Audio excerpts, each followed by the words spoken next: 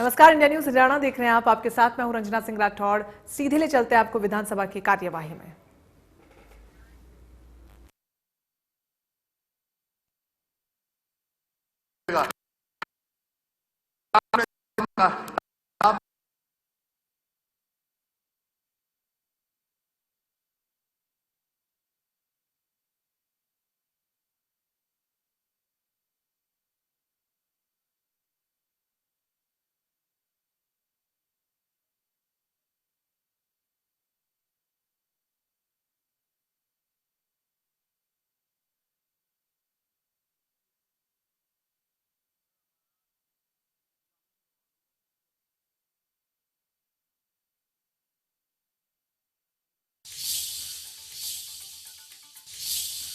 ना करो।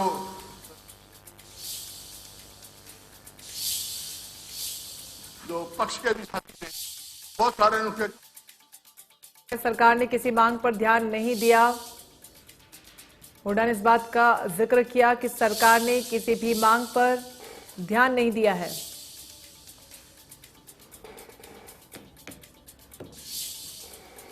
भर्ती घोटाले की जांच सीबीआई से करवाए सरकार, इस बात की मांग उनकी तरफ से उठाई गई। विद्यार्थी था, शेर पूरा है। विद्यार्थी जुमलेबाज विद्यार्थी था।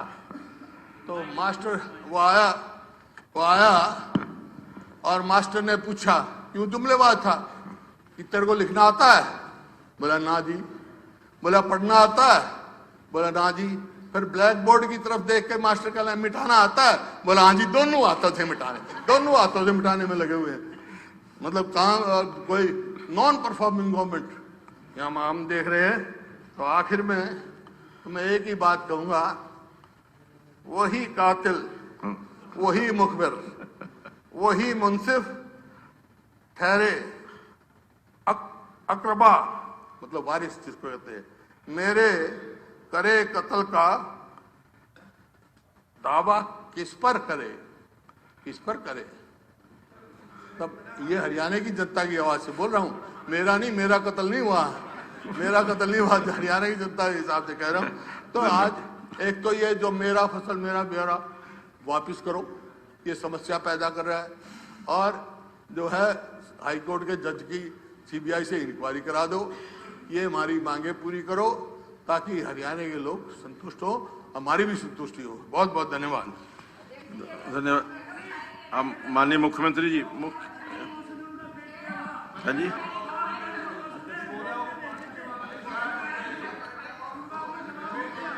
नहीं, अब इस टाइम इस समय पर कॉल अटेंशन कोई एक्सेप्ट नहीं किया जा सकता। इस समय कॉल अटेंशन कोई नहीं एक्सेप्ट किया। पहले माननीय मुख्यमंत्री अध्यक्ष महोदय, चूंकि ये एक विधानसभा एक हमारा लोकतंत्र का मंदिर है और एक हमारी परंपरा भी है कि भी सरकार में दोनों पक्ष का और विपक्ष का आपस में इस प्रकार का वार्तालाप, और सरकार कुछ काम करती है उसमें कुछ कमियां रहती हैं, विपक्ष उसकी तरफ ध्यान कराता है। और ये आज से नहीं, जब से इस लोकतांत्रिक परंपरा की शुरुआत हुई है तब से ये चल रहा है। हम ये कतई नहीं कहते कि किसी प्रकार का आरोप प्रत्यारोप ना हो, लेकिन उसकी एक सीमा जरूर रहनी चाहिए।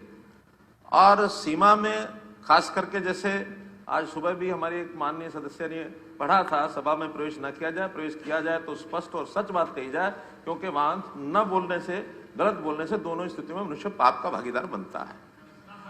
तो इसलिए जो बोला जाए सत्य बोला जाए। अगर कहीं उसमें कोई कठिनाई आती है, सरकार को भी कठिनाई आ सकती है। कल आप सरकार में जब थे, आपके सामने भी कठिनाइयां थी। विषय जैसे मान लो सीएम अनाउंसमेंट का ही कहा गया, तो मैं बता रहा हूं कि सीएम अनाउंसमेंट्स सीएम अपने मन से तो नहीं करता, उसके सामने एक चार्टर ऑफ डिमांड्स सभी सदस्य रखते हैं, बाकी लोग भी रखते हैं।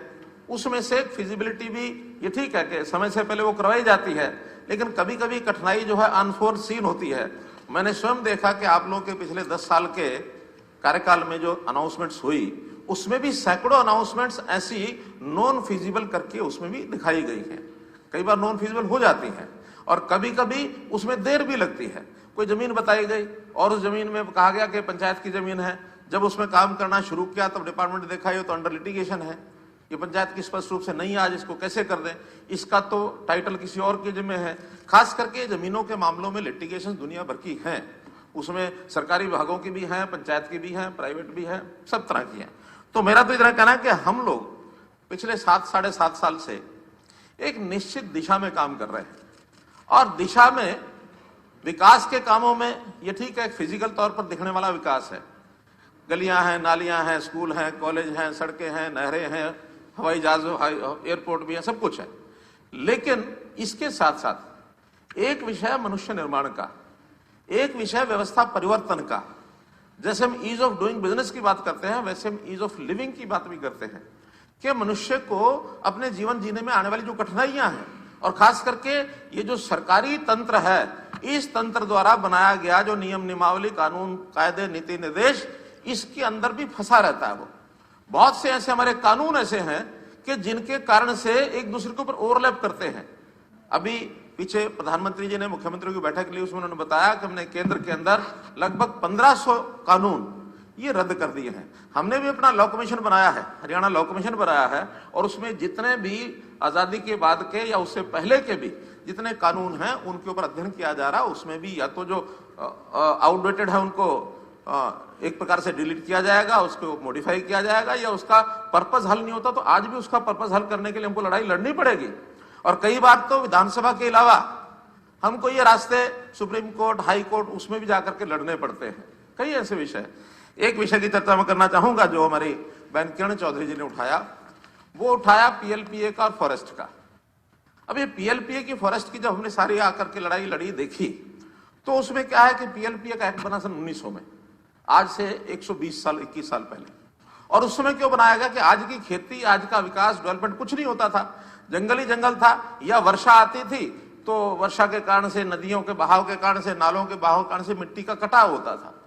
तो एक कानून बनाया गया कि PLPA, preservation of Punjab land act, कि उस लैंड को प्रिजर्व करना है, और प्रिजर्व करना है तो कहीं से भी पानी का कटाव है तो उसका प्रबंध करे सरकार, वहां पेड़ लगाए, क्योंकि उस समय विकास का ऐसा विषय नहीं था, लैंड को प्रिजर्व करना ये उसका पर्पस था।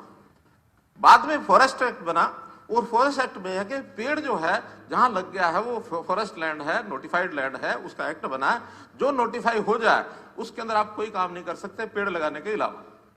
संयोग ऐसा बना कि ये पहले पीएलपी एक्ट बना तो था एग्रीकल्चर डिपार्टमेंट से, क्योंकि एग्रीकल्चर लैंड भी कटती थी, पेड़ लगाने के कारण से लैंड को रोका जाता था। बाद में इस पीएलपीए को कुछ भी सोच रही होगी, इस एक्ट को दे दिया फॉरेस्ट डिपार्टमेंट को।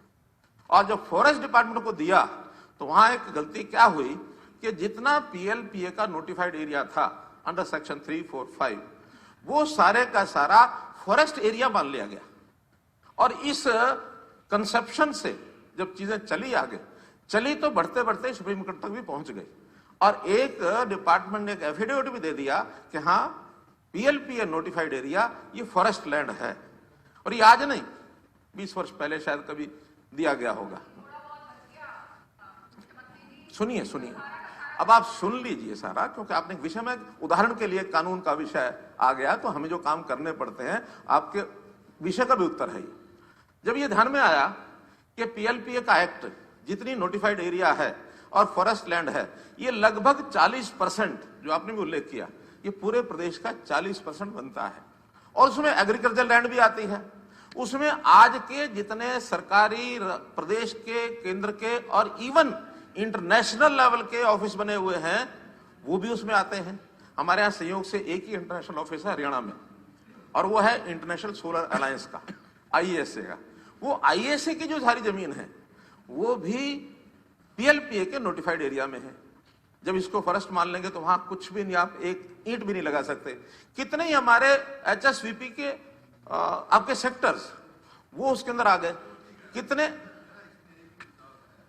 देखिए, इसमें असेंबली की कोई कमेटी बना हुआ, जो जितने कानून हैं जो बदलना चाहती है सरकार, वो बनाती है, हमने वो लॉ कमीशन बना दिया। लेजिस्लेटिव कमेटी होती है। देखिए, लॉ कमीशन पहले अध्ययन करेगा, लॉ कमीशन ठीक है, उसकी रिकमेंडेशन, उसकी रिकमेंडेशन आएगी, फिर वो कमेटी को रखेंगे।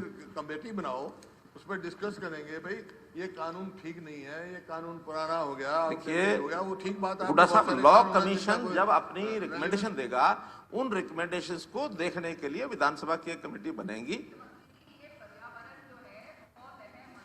मान लिया, हमारे लिए अगर मैं कब मना कर रहा हूँ, लैंड कवर जो है अगर हमने मैं कब मना कर रहा हूँ, लेकिन परिणाम क्या होते हैं सुन तो लीजिए। वो भी उसके अंदर रिस्ट्रिक्टेड एरिया में है, वो पीएलपीए के उसमें नोटिफिकेशन में आ रही है कई इंटरनेशनल जो आपकी कंपनीज हैं whoever, तो यू शुड मेक श्योर कि मतलब वो जो अभी जो हो गई हैं उनको रहने दीजिए। अब पर आप जिस तरह वही से तो कानून बनाया, फाइल कर रहे हैं, अभी जो अमेंडमेंट किया था वही किया था पीएलपीए में। जिस आप तरह से सुप्रीम कोर्ट के अंदर लिखत में भेजा जा रहा है, that is a backdoor way of getting into the thing and doing away with all सुन लीजिए सारी फॉरेस्ट बहस का जो आपका सारा विषय मैं उसको नेट में रख देता हूं।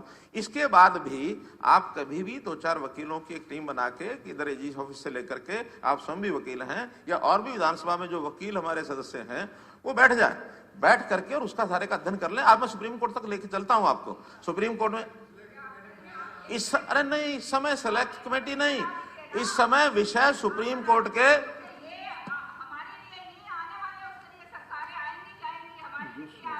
इस समय मैं बता रहा हूं, इस समय ये विषय सुप्रीम कोर्ट में है और सुप्रीम कोर्ट में जो चीज लिटिगेशन होती है उस पर हम अभी कोई कमेटी बनाए ऐसा नहीं है। इसकी जो तारीख लगी हुई है, अब आगे बहुत जल्दी इसकी तारीख लगी हुई है। मैं तो ये बता रहा हूं कि इसमें हमने स्टैंड चेंज किया। और क्यों चेंज किया? इसलिए जब कांत एन्क्लेव जो पीएलपीए के एरिया में थी उसको सारे को तोड़ा गया और उसका कई करोड़ रुपए हरियाणा के ऊपर भी हर्जाना लगा है। उस एक केस को देख करके जब हमने विचार किया तो इसमें बहुत बड़ा एरिया, ये हमारे यानी एचएसबीपी के सेक्टर्स, हमारे कई ऑफिस, कई हमारे गुड़गांव में तो जो पुलिस के और सीआरपीएफ के कितने ही जो प्लाटून इतने सैकड़ों एकड़ में है, वो सारा धराशायी होने वाला था। तब हमने ये कहा कि नहीं, पीएलपीए लैंड यानी total PLPA land is not forest land, और इस पर बहस चल रही है। पहले सुप्रीम कोर्ट नहीं मान रहा था। खाली जो भी इस तरह के जो ये बने हुए हैं स्ट्रक्चर्स, उनका आप एक वो बना लीजिए, बन गया हमारे पास है। क्या कहते हैं, आप उनको उतना का जो बने हुए हैं उनको एग्जेम्प्ट कर दीजिए। लेकिन जो है अगर ये अरे वही आपको विधानसभा में पता है कि नहीं पता, पीएलपीए में एक अमेंडमेंट लाके यहाँ पास कराया गया है और वो पास कराने के बाद उसको हमने गवर्नर जी के माध्यम से राष्ट्रपति तक भेजा हुआ है और उसी का सुप्रीम कोर्ट में नोटिस लिया गया है कि ये अमेंडमेंट गलत किया गया है। अब सुप्रीम कोर्ट के अंतर्गत उसका अध्ययन हो रहा है। नहीं, इनको आप एग्जेम्प्ट कर सकते हो, पर जो फॉरेस्ट एग्जेम्प्ट करने के लिए एक्ट बनाया था, नहीं मान वाले ये जो प्रावधान है उनको मत आप छेड़िए, क्योंकि वो छेड़ने से ये हम कॉलोनाइजर्स को, लैंड शार्क्स को और अपॉर्चुनिटी दे रहे हैं आप उस एक्ट को, आप पीएलपीए का अमेंडमेंट एक्ट पढ़ के आओ, फिर मेरे से बात। मैं पढ़ के आई हूँ जी, तभी मैं हमने कोई छेड़खानी नहीं की। मैं तभी तो सारा इतनी लंबी चौड़ी चिट्ठी लिखी है, ये वो देखा ना मैंने, बहुत डिटेल के अंदर चिट्ठी लिखी है। उस चिट्ठी में से मैंने देखा कि आपने पढ़ा नहीं है। आप आज भी पीएलपीए और फॉरेस्ट लैंड को एक मान के चल रहे हैं, इसलिए उस चिट्ठी को मैंने पढ़ करके मैं उसका जवाब दे रहा हूँ। चिट्ठी मेरी, आपकी चिट्ठी मेरे पास है, हाँ, इसलिए उसको दोबारा से आप चाहें उसका अध्ययन करने के बाद फिर चर्चा कर सकते हैं। लेकिन अभी तो चूंकि सुप्रीम कोर्ट में अंडर लिटिगेशन है, सबजुडिस केस है, इसलिए हम उसमें ज्यादा कुछ नहीं कर सकते। जो करना था हमने कर लिया।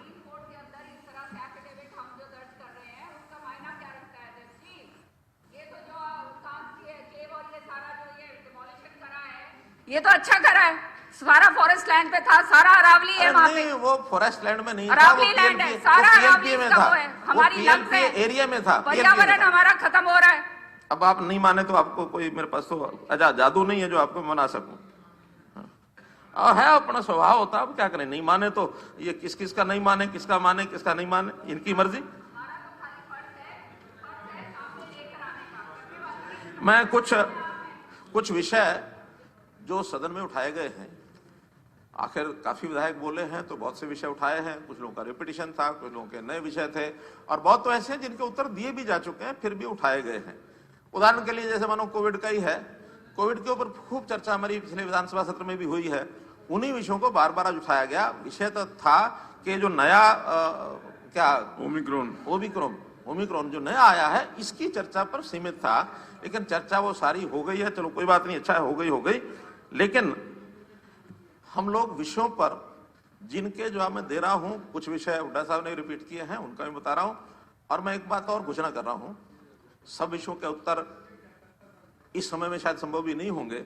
एक नया विषय मैं अध्यक्ष जी की अनुमति से चाहता हूं करना, कि जो 0 आवर में भी विषय आते हैं, शायद ये पार्लियामेंट ने कर भी रखा है, क्या उनका सरकार के द्वारा, मंत्री जी प्लीज इधर जरा सीएम, क्या सरकार के द्वारा हम ये कर सकते हैं कि 1 महीने के अंदर जितने 0 आवर में भी विषय आते हैं उनका भी लिखित जवाब संबंधित विधायक को दें?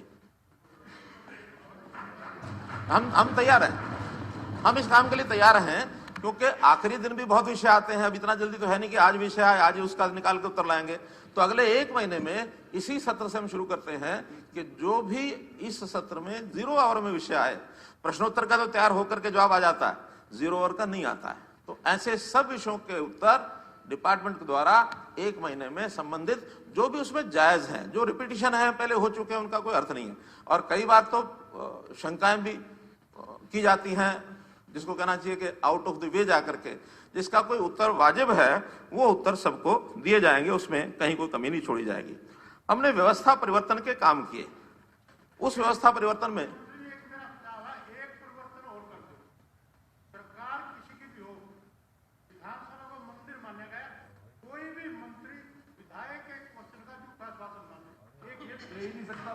नहीं दे सकता, वो छोड़ देगा, पहले ही है, छोड़ देगा, आधा देगा, गलत नहीं देगा।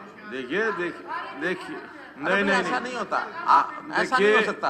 आप ऐसा झूठा हो ना, आप झूठा तो कार्रवाई के लिए अप्लाई कर सकते हैं। आप एक मिनट विवेक जी, इसमें कार्रवाई कर सकते हैं। एक मिनट सर, एश्योरेंस कमेटी हो जाता है, लेकर के जाइए एश्योरेंस अगर व्यवस्था, ये स्पीकर साहब के अध्यक्षता में सारी व्यवस्थाएं बनी हुई है। एश्योरेंस कमेटी लेकर के जाइए आप, एश्योरेंस कमेटी विधायकों की कमेटियां इसीलिए हैं, जवाब तलब करेगी। इस विधानसभा में कहीं कोई बात का सारी रिस्पॉन्सिबिलिटी विधानसभा की जो कमेटियां हैं वो ही पूछती हैं, एश्योरेंस कमेटी भी है। इसलिए यहाँ ऐसा विषय नहीं निकालना चाहिए। मेरे ध्यान में आज तक कोई एक विषय ऐसा नहीं लेके आए कि यहाँ सदन में एश्योरेंस दी है और जो उसका पालन नहीं हुआ।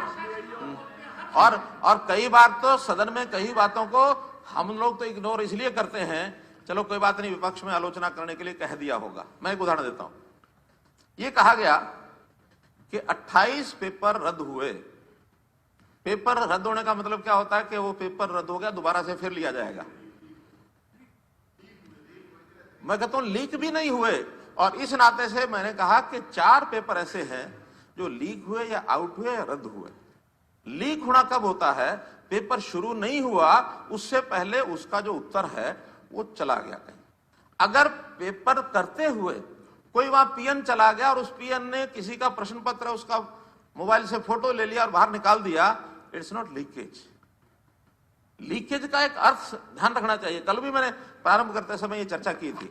पेपर आउट का मतलब होता है कि कोई पेपर, हाँ इसको आउट में तो कह सकते हैं कि वो पेपर आउट हो गया, चलते हुए पेपर में 3 घंटे में आउट हो गया, सॉल्व हुआ, अंदर कोई आके कर गया, दे गया, उसको आउट कहेंगे। तो लीक नहीं हुए।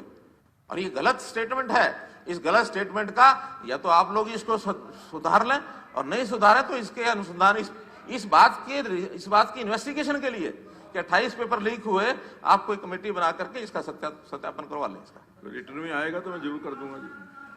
आप लिख करके सरकार भेजेगी तो हम इसका जो भी गलत मिसगाइडिंग ऑफ द हाउस को मिसगाइड करने का किसी को भी अधिकार नहीं। एक बात कल मैंने निवेदन की थी, आज मैं फिर सदन में फिर दोहरा रहा हूं कि आदरणीय हुड्डा साहब ने जो व्हाट्सएप पढ़ के सुनाया था उसकी भी एक कॉपी ले करके उसका भी संज्ञान लेना चाहिए।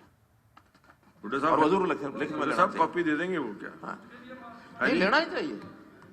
नहीं आपको मांगनी चाहिए, लिख दो, क्योंकि सदन में कहा गया है, उसके ऊपर इन्वेस्टिगेशन होगी। नहीं ये व्हाट्सएप ये मिसलीड किया। ये व्हाट्सएप कहाँ से आया, किसने भेजा, क्या उसका अगर इंक्वायरी करानी है, इंक्वायरी मेरे पास तो कुछ भेज दिया। इंक्वायरी आप तो मेरे इंक्वायरी भेजा उस वहां तक जाएंगे। इंक्वायरी कराने से क्यों मना करते हो? हाँ तो दो मेरे को, नहीं दो ना, नहीं आपने यहाँ पर रखा है, हाउस के अंदर आपने रखा है ना, आपको देने में क्या हर्ज है? बात सुनोगे आप? आपको देने में क्या हर्ज है? मेरा रिकॉर्ड में दिखा को मैंने ये कहा ये ऐसा हुआ है, ये गलत नहीं, आपने पेपर पढ़ करके सुनाए हैं, ये ना कहो। आपने पूरे सरकार का काम है, वेरीफाइड नंबर दे दिया, व्हाट्सएप की कॉल वो दे दी। आप उसकी कॉपी देने में क्या दिक्कत है? नहीं, आपने कॉपी हाउस के अंदर पढ़ी है, हाउस के अंदर कहा है, उसको तो हाउस में मैंने टेलीफोन नंबर दिया पहले, और वो तो ऑन रिकॉर्ड है, वो तो सारा पेपर में भी आया हुआ, प्रोसीडिंग में भी आया हुआ। नहीं, I am not source of. आपने बोला है, आपने बोला सोर्स क्यों नहीं है? आप जब हाउस के अंदर बोल रहे हैं तो सोर्स तो अपने आप ही है। मैंने प्रोसीडिंग में पूरा आया हुआ है जो अगर वो है। अध्यक्ष जी, यदि कांच पर पारा चढ़ा दिया जाए तो वो अर्पण बन जाता है, दर्पण बन जाता है, और वही दर्पण किसी को दिखा दिया जाए तो उनका पारा चढ़ जाता है।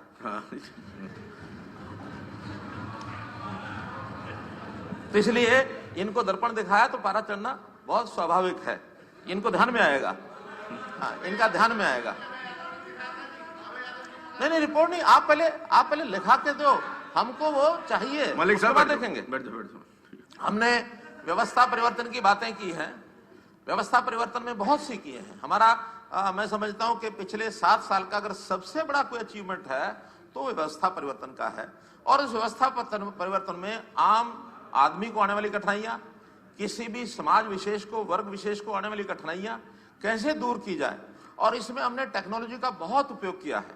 उस टेक्नोलॉजी के उपयोग का ये भी कर सकते थे, लेकिन अफसोस है कि 2014 तक इन्होंने इसका उपयोग नहीं किया। हमने आने के बाद गुड गवर्नेंस डे 2014 25 दिसंबर ये तय किया था कि आगे गुड गवर्नेंस का सारा कार्यक्रम चलाएंगे। मेरी फसल मेरा बुरा उसी का एक परिणाम है। मैं कहता हूं इसके कारण से एक व्यवस्थित होने लग गया सारा सिस्टम। किसान इससे प्रसन्न है। इतना ही है कि शुरू में किसान को कठिनाई आई है, शुरू में किसान को कठिनाई इसमें जरूर आई है। शुरू में किसान को कठिनाई जरूर आई है। जब कोई नया कानून आता है थोड़ा बहुत कठिनाइयां आती हैं। और ये चीजें, ये जो आपके सुझाव जीएसटी में भी ऐसे, ये जो ऐसा भी जीएसटी में भी ऐसे हुआ। आपके सुझाव जो कठिनाइयां, उसको दूर करने का काम हमारा है, क्योंकि अभी इसको 2 ही साल हुए हैं। और इसमें सबसे बड़े लाभ क्या हुए हैं? देखिए, अभी केंद्र जो कहता है, आपने कहा कि हाँ एक कानून आया था कि फसल कहीं भी बेची जा सकती है, वो कानून वो तो आपने वापस करा दिया, नया है। इस नए कानून में मैं बता रहा हूं आपको। When I was member of parliament, ये पहले मेरी बात सुनो, ये इलेक्शन कमिश्नर रहे, mister Gill was the chairman, secretary agriculture, Narasimha Rao was the prime minister, I was member of parliament and I was secretary of parliamentary farmers forum। वो लेके गए थे हम इशू, जब क्यों दिल्ली हरियाणा का जो फसल थी नजफगढ़ ले जाते थे, वहां भाव अच्छा मिलता था, तो उस टाइम ये कहा जाता फ्री मूवमेंट होगी, वहां रोक दिया गया था, किसान कहीं भी ले जा सकता है। उस टाइम का लाने ले जाने का नहीं, बेचने का विषय है। कभी और कानूनी तौर पे रोक नहीं लगी है। नहीं, अंतर है लाना ले जाना और बेचना। मैं क्या कह रहा हूं, लाना ले जाना ये पहले भी फ्री था, आज भी फ्री है, लेकिन बेचना, सुनिए, बेचना मंडी में बेचना अनिवार्य है, मंडी में बेचना अनिवार्य है। पिछले कानून के हिसाब से नया कानून बनाया है, वो मंडी से बाहर भी बेच सकता है। आपने नए कानून सारे वापस करने के लिए और वकालत की मैं कह रहा हूं कि बेचने के लिए मंडी की फीस, अगर कहीं बेचा जाएगा तो भी मंडी में उसकी जानकारी देना और उसकी फीस भरना, ये अनिवार्य है। आज पिछले कानूनों में यही तो हटाया था नए कानून में, और नए कानून में हटाने के बाद हमने तो बासमती पर जो 4% का खर्चा था उसको घटा के 1% किया था, इसलिए कि नए कानून पर इसका जो है उस हिसाब से हम पहले ही कर लें। जब नए कानून समाप्त हो गए हैं तो आज जब मंडी में उसको आना है तो मंडी में पूरा पैसा, आखिर वो ग्रामीण क्षेत्र का विकास हमारा होगा, मंडियों का विस्तार होगा, उस 4% में वही तो पैसा लगना है।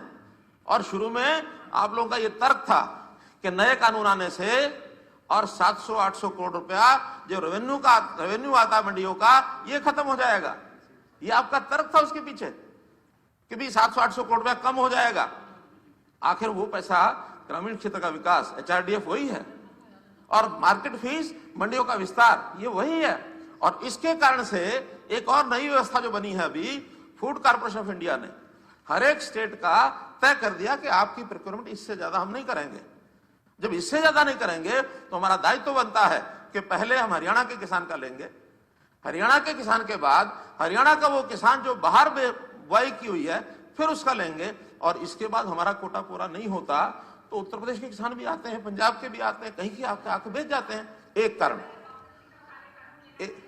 एक कारण।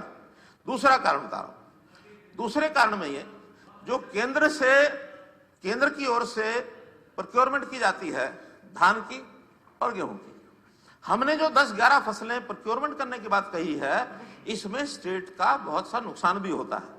उदाहरण के तौर पर अरे कहीं बाजरे की आप बाजरे का रिकॉर्ड मंगवा के देख लीजिए कितने साल इन्होंने कराया और कितना कराया।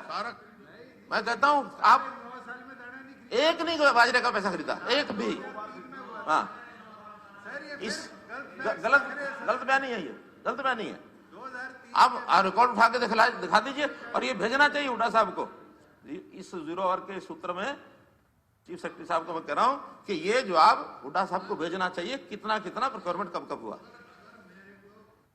ध्यान है, नहीं होगा तो जब बता देंगे। हाँ बताएंगे, मेरे को इस बात की कोई नहीं बताएंगे। मेरे में इसमें कोई अब जब 2021 में नहीं 2020 में जब मैंने बाजरा खरीदा 2150 रुपया, उस समय हमारे जो एस्टिमेट्स थे एग्रीकल्चर डिपार्टमेंट के, वो थे 5 लाख मीट्रिक टन बाजरा। लेकिन जब बाजरा खरीदा जाने लगा उस समय तो कोई सावधानी हमने बरती नहीं। बाद में ये बढ़ते बढ़ते और 7.5 लाख मीट्रिक टन खरीदना पड़ा हमको। लगभग 2 लाख मीट्रिक टन से ऊपर बाजरा राजस्थान से आके बिक गया, क्योंकि राजस्थान में 1300-1400 रुपया था, हमारा 2150 रुपया था। तो वो जो 700 रुपए का घाटा है वो हरियाणा सरकार को लगभग 550 करोड़ रुपए का ये नुकसान उस समय हुआ। अगर वो केवल हरियाणा का होता तो उसमें काफी कुछ तो हम अपने पीडीएस में डाल देते, कुछ बचता तो वो और हमारे जो सोर्सेज हैं बिक्री के, उन सोर्सेज में बिक जाता, थोड़ा बहुत 150 करोड़ का नुकसान हो सकता था। लेकिन 550 करोड़ रुपया हुआ तो केवल वो राजस्थान का बाजरा बिकने से। इसी कारण से इस बार 2 कारण थे। एक कारण तो यही कारण जो राजस्थान का मैंने बताया, दूसरा कारण वर्षा में बाजरा खराब हुआ। अब बाजरा खराब हुआ तो बाजरा खरीदने के भी पैरामीटर हैं। उस पैरामीटर पर अगर हम खरीदते तो खरीद तो बहुत कम होती, हम सरकारी खरीद कर भी लेते 2250 पर, तो खरीद तो 1 लाख 2 लाख मीट्रिक टन से ज्यादा नहीं होने वाली थी।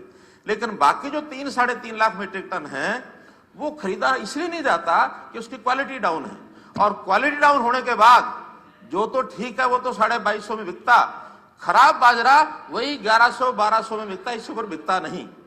हमें आखिर में निर्णय ये लिया कि किसी का खराब हो चाहे अच्छा हो, हर एक को 600 रुपया दे दो।